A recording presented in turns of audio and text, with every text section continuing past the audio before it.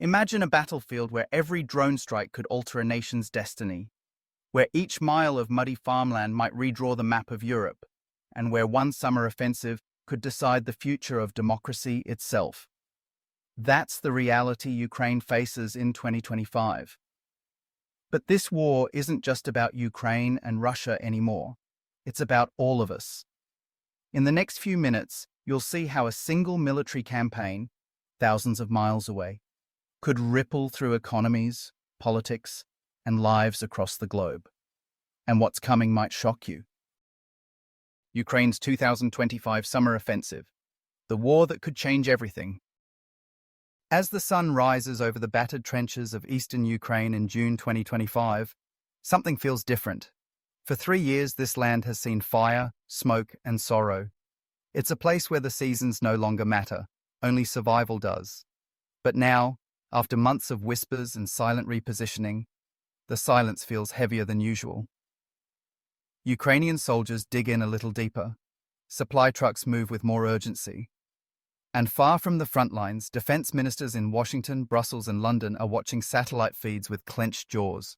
Everyone knows what's coming. A storm is building, one that could change the war's trajectory forever. Ukraine's 2025 summer offensive isn't just another military maneuver.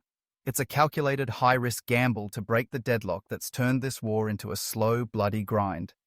Since the full-scale invasion began in 2022, Ukraine has defied all odds, repelling Russia from Kyiv, reclaiming Kherson, and holding ground against a numerically superior enemy. But it came at a cost. Tens of thousands dead, cities reduced to rubble, and an economy gasping for air. And yet, they endured. Now, after receiving over $126 billion in Western military aid, more than half from the United States, Ukraine stands armed with some of the most advanced weaponry in the world.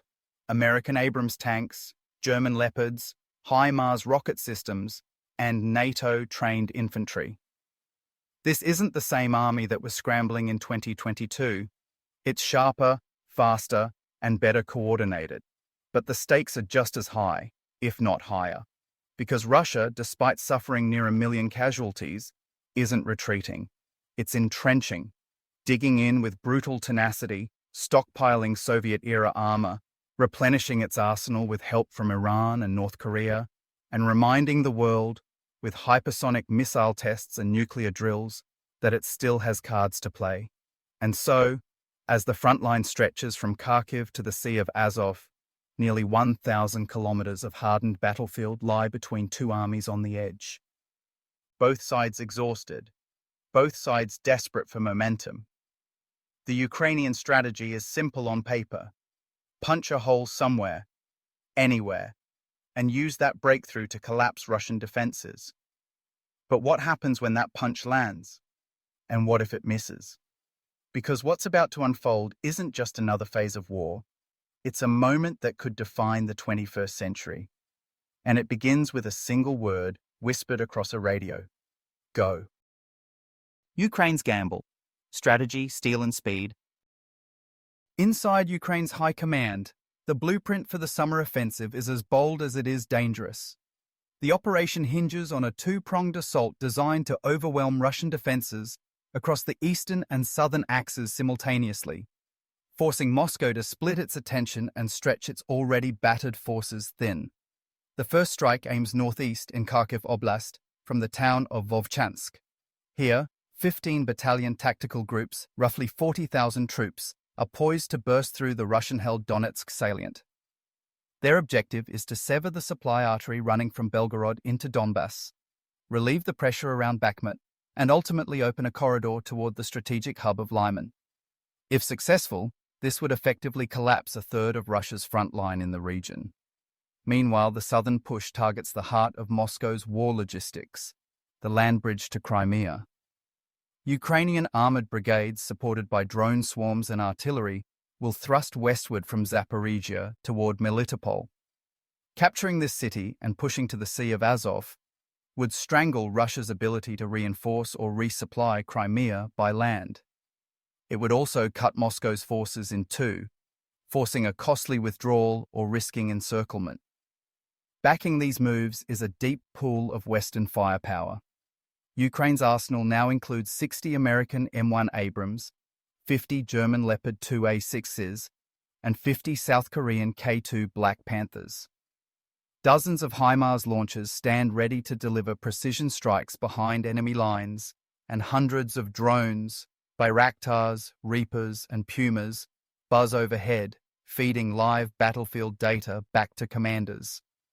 But technology alone doesn't win wars. That's why NATO allies have trained over 30,000 Ukrainian troops in combined arms operations, urban warfare, and anti-aircraft defense. Their mission, not just to hold ground, but to maneuver, adapt, and win. The offensive is set to launch between June 15th and September 15th, when weather conditions are optimal. The goal is to strike fast, move faster, and break through before Russian reinforcements can mobilize. If Ukraine succeeds, it won't just reclaim territory. It could finally shatter the illusion of Russian momentum and force Moscow to the negotiating table. But if it fails, the consequences could be catastrophic: a prolonged stalemate, exhausted reserves, and a possible fracture in international support. It's a gamble on a national scale, and every soldier moving toward the front knows it. Russia digs in, walls of fire and deception. Russia may be battered, but it's far from beaten. In fact, the Kremlin has spent the past 6 months fortifying its positions with ruthless efficiency. From satellite imagery and drone reconnaissance, it's clear: Russia expects a fight, and it's preparing to make every inch of land bleed. In the Donbass and Zaporizhia regions, engineers have laid more than 2 million mines, some buried a half-meter deep, others disguised under brush, waiting to shred armored columns. Behind the minefields lie anti-tank ditches, triple rows of concertina wire, and camouflaged trench networks reinforced with steel and concrete. These aren't just defenses, they're meat grinders designed to slow and punish. Above these trenches hover invisible shields. More than 300 S-300 and S-400 air defense batteries dot the map, forming overlapping kill zones to intercept incoming missiles, drones, and aircraft. Any Ukrainian strike force will have to brave skies thick with missiles and electromagnetic jamming. Speaking of jamming, Russia's electronic warfare capabilities are working overtime. Systems like the Krasuka 4 and Borisogledsk 2 have been deployed across the front to disrupt Ukrainian communications and blind their drones. Ukrainian commanders report that up to 25% of TB2 drone missions now fail mid-flight due to jamming or spoofing. Meanwhile, Russia is not just waiting to be hit, it's hitting back. In the past month alone, cruise missiles have destroyed ammunition depots in Kramatorsk. Iskander-M strikes have taken out key rail junctions in Dnipro, and more than 1,000 Iranian-supplied Shahed drones have rained down on Ukraine's fuel depots, electrical substations, and logistics hubs, forcing Ukraine to burn through its limited supply of $5 million per shot Patriot missiles. Behind the front, Putin has been sending messages. To the west, nuclear drills dubbed Dawn Storm 25 have been conducted near the Ukrainian border. Tu-160 bombers flew over the Arctic. Gazprom quietly cut gas flows to Europe by 40%, triggering a spike in LNG prices. All signals that Moscow won't just fight with bullets. It'll use energy, fear, and uncertainty as weapons too. Russia's goal isn't to win in a lightning strike. It's to make Ukraine and its allies bleed slowly, to turn public opinion in Europe, to break the will of NATO, and above all, to ensure that by the time the offensive ends, Ukraine has paid too high a price for too little gain. The world reacts. Budgets, borders, and battlefield aftershocks. As the tanks roll and missiles fly, the rest of the world isn't just watching, it's bracing. Because this war, once thought to be a distant regional conflict, is now a global inflection point, and its tremors are already reshaping the planet. Let's start with NATO. In June 2025, alliance leaders met in Brussels to unveil Baltic Shield 25, an expanded forward presence that will station over 5,000 multinational troops in the Baltics, with armoured battalions from Germany, Czechia and Romania rotating every 6 months. F-35s now patrol Polish skies. Patriot systems defend Romanian airspace. And NATO's AWACS planes scan the Black Sea twice a week, just in case. Meanwhile, Europe's defence spending is exploding. Poland now spends 4.7% of its GDP on the military. Germany, after decades of post-Cold War caution, has launched a €100 billion defence fund. France is targeting 3.1%. Even Spain and Italy, historically cautious, are pushing toward 2.1. In total, NATO-aligned EU countries will spend over $350 billion on defence in 2025 alone. But these investments come with trade-offs. Social programs are being cut, inflation is ticking upward, and public debt is ballooning. Italy's debt-to-GDP ratio now sits at 145%, prompting credit warnings from Fitch. The European public is starting to ask, how long can we afford this war? Beyond Europe, ripple effects stretch far. India just increased its defence budget by 9%.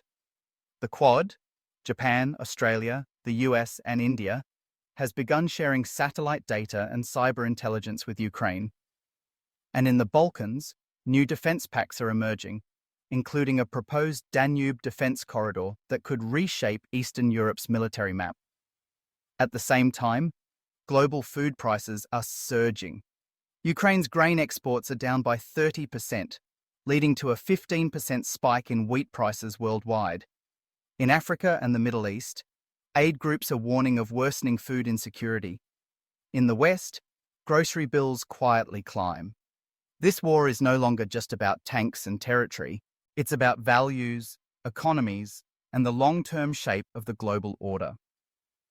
If Ukraine succeeds, it proves that small democracies, backed by alliances, can stand up to autocracy. If it fails, it shows that military power still decides borders. Either way, the world won't be the same. Conclusion. This summer is more than just a season in Ukraine. It's a crucible, a test of endurance, unity, and belief. Ukraine's summer offensive will define not only the trajectory of this brutal war, but the resilience of the systems we've relied on to maintain peace for decades.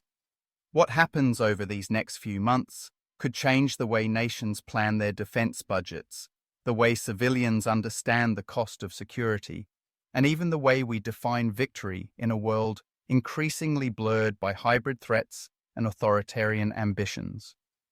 But this is not just Ukraine's burden to carry.